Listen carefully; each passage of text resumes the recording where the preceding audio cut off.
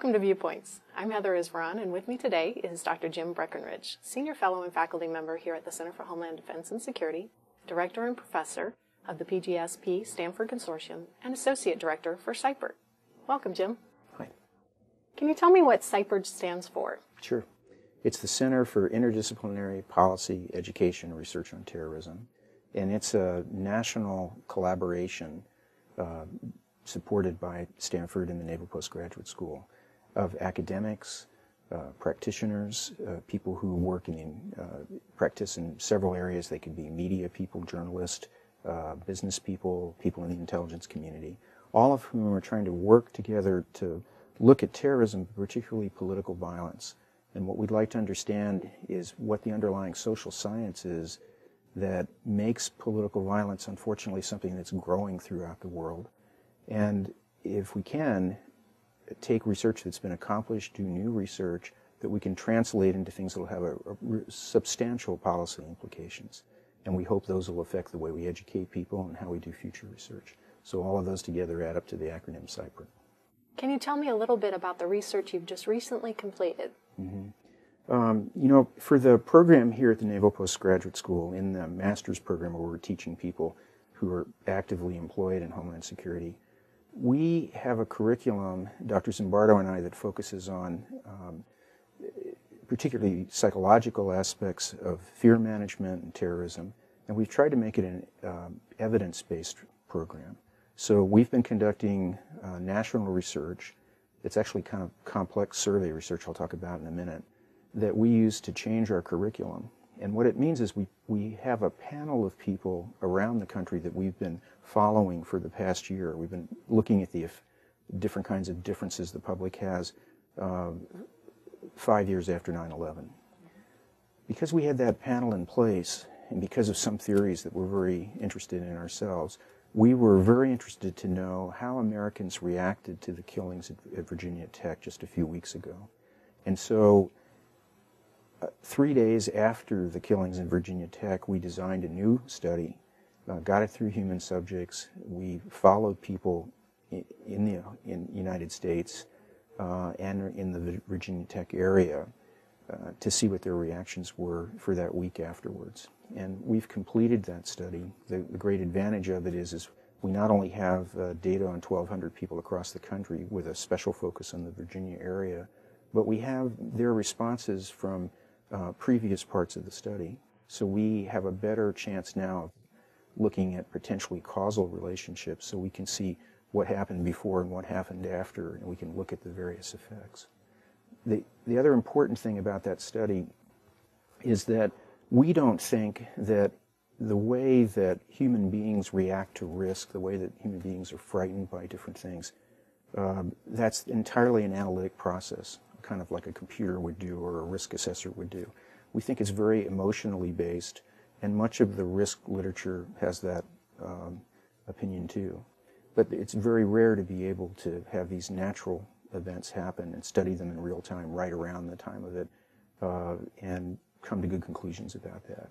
What we think is that, somewhat surprisingly, when a bad thing happens to people like this, it has influences on their sense of dangerousness, the dangerousness of the world, and the likelihood of future events that seem very unrelated to it. So, for example, you wouldn't think just intuitively that if a young person with severe personal problems kills 32 college students, that would change the likelihood of Al-Qaeda doing something or of a terrorist attacking the country. But in the public's mind, it did. And we found a couple of really important things from the study. Can I talk about some now? Oh, yes, please. The first thing is that the level of psychosocial distress that people experienced in Virginia was only slightly above, on average, the distress that people felt all over the country. We have a sample that's a nationally representative sample, and the levels were very high across the country, highest in the immediate area of Blacksburg. But for example, in the Katrina area around the Gulf Coast, where people had experienced Katrina, their levels were up almost on a par. So the psychosocial distress that we all felt was high, and we think that has to do with the people's relationships to the media and the information they looked at. One thing we've discovered, and other people have, I don't want to claim we invented this one, but we're aware of along with other social scientists, is that the media's role in this makes us all members of a local community that stretches out in the world. What political violence of any kind is a local thing. If there's a killing in a store down the street, that's a local matter for the people that live around there. But because we're such an advanced society in terms of our ability to communicate with each other, what's now become local can happen thousands of miles away, and the intensity of that media coverage can make the psychosocial impact very similar to what happens right next to the crime. So now locals become a big word, and it covers a long piece of geography for us. What we found in our study was that the more that people were using greater sources of information besides the television and newspaper, and the more important those sources of information to them were, like blogs, MyFace, social network software, YouTube, and things like that, the more they used those resources, the more important they were to them, the more distress they experienced. A very powerful association between those. The other thing was, a few days after the beginnings of the tragedy, a video clip that the perpetrator made was released to the public. And we examined whether people knew about the clip, whether they'd seen portions of it, still pictures from it, whether they'd seen a part of the clip, whether they had seen the whole clip. And the more their exposure was to that unfortunate piece of information, the more disturbed and psychosocially stressed they were. We'd expect those kinds of things. So this shows us the power of a mediated violent event. But somewhat surprisingly, maybe a little bit counterintuitively, it also turns out that the more the people were distressed, the more likely they were to believe that that the country would be attacked by terrorists, or that they themselves would be a victim. So there was a strong relationship between the level of their psychosocial distress and their perceived risk of a very different kind of event. We have enough information in the study and the modeling we've done in the analysis so far, we think we can explain that. And we think there's two pieces of it.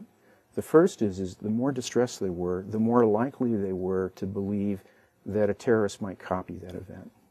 The majority of people are worried that the event will be repeated in 3 years in a college in the United States. And about the same numbers, a large majority, also worry that this will be copied by a terrorist, and a terrorist might adopt this kind of method and attack this kind of vulnerable population.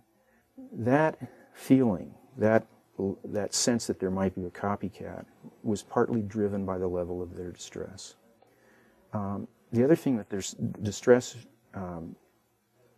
had a causal effect on was that it also led them to have larger fear reactions in relationship to terrorism and vulnerability in the world at large. Except for the extra people we sampled in the Virginia area, because we had been following them for a year, we had recent data about 6 weeks before the crisis. So we were able to tease the association apart a little bit. If you find a correlation or a strong association between the level of psychosocial distress and the prediction that they're vulnerable to terrorists or the greater risk or likelihood of terrorist event, that could work both ways. It could be that the level of distress increases your perceptions of risk, or it could be the kind of person who's likely to see risk as higher than other kind of people is also someone who develops more distress when a bad thing happens. But in this case, we already had people's ratings of this kind of risk and their emotional response to it for several weeks before the actual event. So we could take into account, statistically account for that risk perception level and rule that out as the relationship between the two. So when we control for the previous risk, we still find that emotional distress is highly predictive of the subsequent risk. And what it turns out is that that's mediated by the level of fear.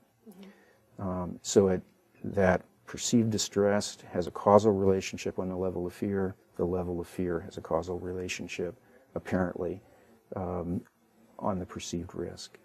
The takeaway piece from that is that Americans and I think human beings as a whole, are trying to sort their way through all the evidence that they get from so many different media sources. And they're trying to sort among all sorts of threats, tragedies, very difficult things. They are nightly barraged with threats about terrorism. They see the events of the war in Iraq or Afghanistan. But then there are other things that happen like this. And when the events like this take place, they're malevolent events. They're not just the disaster of a tornado, which is horrible and could destroy a town in one day. These are events that are the product of somebody's intention to really hurt innocent people. That intentional violence, that malevolent violence, to witness it, to experience it, has a powerful effect on us, and it creates a sense of danger and risk in the world that may be much in excess of the actual risk that people experience. Unfortunately, that mediated experience of malevolence also substantially reduced their confidence in the government to take care of them and protect them. And so we've been tracking levels of confidence in the government, favorable impressions, their appraisal of different government agencies, organization, and training, their sense that the government can protect them from terrorist threat. And we also ask people, have they lost confidence in any institution? And the numbers of people losing confidence in government institutions across the board went up about 10 percentage points in almost every area in relationship to this level of distress in the Virginia event. That makes it really hard for those of us trying to help people improve homeland security because, for example, we found a decline in support for institutions that couldn't possibly be related to the Virginia event, like the Coast Guard or the Red Cross. And that shows the power of the underlying fear and the psychology that drives some of this process. And it's stuff we have to really think hard about for the future.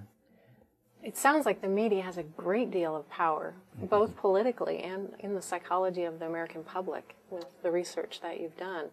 Do they have a responsibility to protect the public from being overexposed to this malevolence? Sure, I think they do. And I think that the surprise in this is that when you refer to the media, the kind of thing that first comes to mind for me as an old guy is the newspapers and the television. And that are those two resources are the primary news sources that people relied on for this event. They weren't the only one. A very substantial number of people are relying on blogs. They're relying on social network software like Facebook or MySpace and other kinds of programs, YouTube. And those had a powerful effect. But no one shapes that. There isn't editorial control of that. No one manages what's released. And in fact, what we think is happening, and this we haven't looked through our data yet, this is all very new. We think that what happens, if those resources are important to you, if you belong to a blog, if you post and so on, we think what people do is pass on the things that are most emotional. So it contributes to that kind of social amplification. And certainly, the more involved people were in any of the resources, the more distressed they were. The more distressed they were, the greater the risk they saw of other forms of violence, including political violence like terrorism. So media certainly has media has an important role in educating us and letting us be part of what happens in the world. I'm not sure how to set the limits on this. I think that's something we really have to look at. Certainly, the release of the video clip did have clear, distressing, and powerful psychosocial consequences, and those were clearly associated with the other sense of risk and the loss of confidence in government. So I'm not sure what to do about that, because the country suffers another loss if they don't have free access to all the information about what's taking place. Well, it sounds like the research is only beginning and that there is a lot more to do. Thank you for everything you're doing with it. Thanks.